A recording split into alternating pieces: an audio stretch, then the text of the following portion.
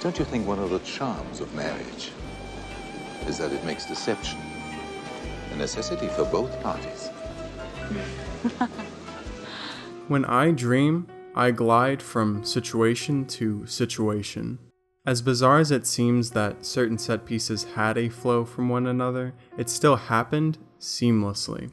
At least, my memory of what are probably just fragments of a much longer whole seem to come together as one unbroken chain of events. I can tell these fragments are of a whole, seeing as they have an overriding emotion or theme. Eyes Wide Shut is a film that captures how I remember dreams very well. The way it connects its story beats lifts the material in such a way as to seem necessary by the ending. Let's discuss this aspect to understand the film a little better. This is what it all meant. Sex carries with it an extreme amount of emotional power. Sex can be a coping mechanism for the hurting, as perhaps the thought of reproducing creates a euphoria that can break even the sadness of death.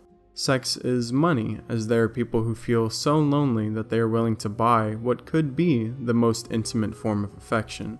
Sex has power due to the ability to shame others for not having as much. Sex is kink due to subculture's very passionately vocal beliefs being fought. None of these motivations are ironclad or even necessarily relevant to the source material, as Eyes Wide Shut is quite open to interpretation, much like the general subject of sex. It's so open that it almost seems best to not talk about it at all. Here's where our story begins. A married couple of some years attend a party, encountering sexually charged yet normal party situations while observing each other during the proceedings. It's in the aftermath that a red flag jumped up upon my viewing. Not only were two intimate people unable to openly talk about their sexuality, but also needed assistance from a drug to even begin talking about it. Very sure of yourself, aren't you? In the scene, Alice is honest about her feelings, I'm sure of you. as hurtful as they may be, while Bill is trying desperately to cling to his very much internal view of the subject. And because we're married, and because I would never lie to you.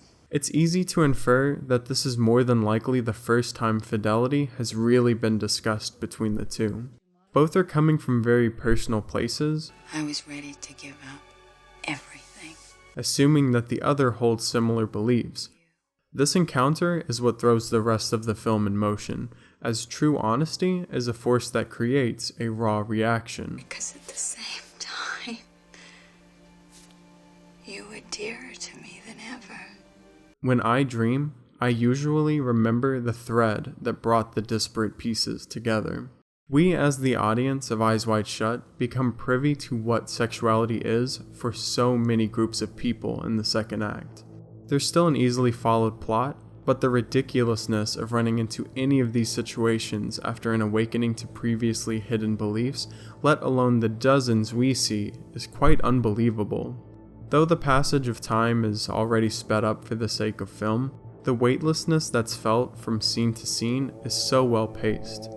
It gives a feeling of preposterousness that dreams are well known for in the bright light of the day, as well as a biting fear that one gets from a nightmare. As we awaken with our guide, we reflect on our fragmented viewing much in the way that Bill reflects on his memory. Before this, we see an exterior version of the same thing from Alice.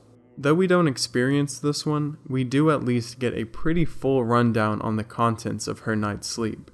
There's not much for me to add that the film doesn't make clear itself, but I must say that the inclusion of this scene is a guiding one. If by now a viewer isn't making the link between dreaming and suppressed desires, then they definitely are now. Alice all but directly states her feelings toward their previous conversation. In her dream, Bill is trying to keep standards of decency that have been held pretty firm throughout history. Alice's contempt for Bill takes the form of a sexual rebellion against him, where she sleeps with a number of men while actively mocking him vocally. She feels terrible for these harbored feelings, if she understands them or not, but was once again honest about them. I don't recall details after dreams. The last act of the film is dedicated to an attempt at deciphering dreams. I should say here that I don't fully endorse a read of the film being all dreams or all reality. Rather, I like to think of it as somewhere in between. A heightened reality that isn't quite remembered the way that it happened, perhaps. You were going to call the police. Well, things change. Either way you shake it, the third act is breaking down fantasy. Nothing is quite the same as it was before. What had seemed impossible began being understood as such. The infamous billiard scene is the epitome of shattering fantasy. This very long scene is nothing more than a man trying to convince another man that nothing he has witnessed is true. Reason after reason is given. A call to logic is brought in. Counters are countered. And doesn't it make sense? Last-minute intervention. Suppose I said that all of that was staged. Which is more likely? A secretive echelon powerful enough to simply kill possible whistleblowers of even their most lowly events, or a group of somewhat rich guys who throw orgies for themselves with cheap hookers that use fear tactics to stop possible leaks to the authorities. Omniscient versus incompetent is what we have here.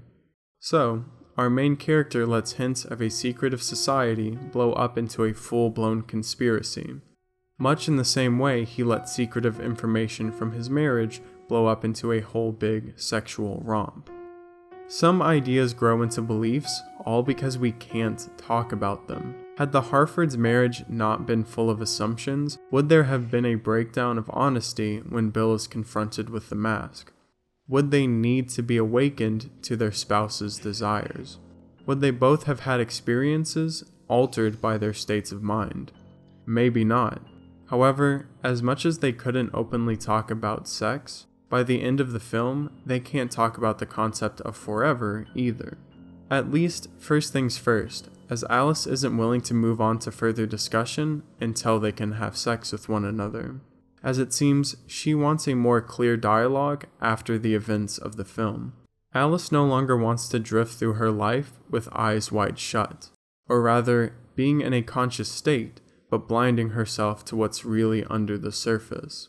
Whether they were real or only a dream.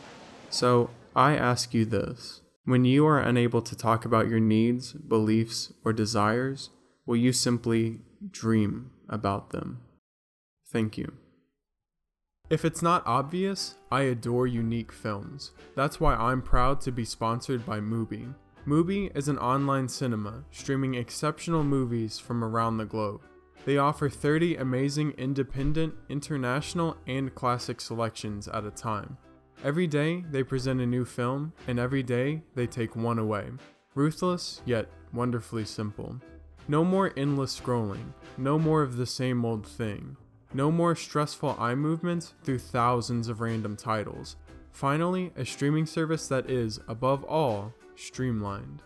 I would currently recommend the short From Its Mouth Came a River of High-End Residential Appliances as part of a series of New York Film Festival projections. Try Mubi with an extended free trial by visiting mubi.com/whatitallmeant. That's mubi.com/whatitallmeant.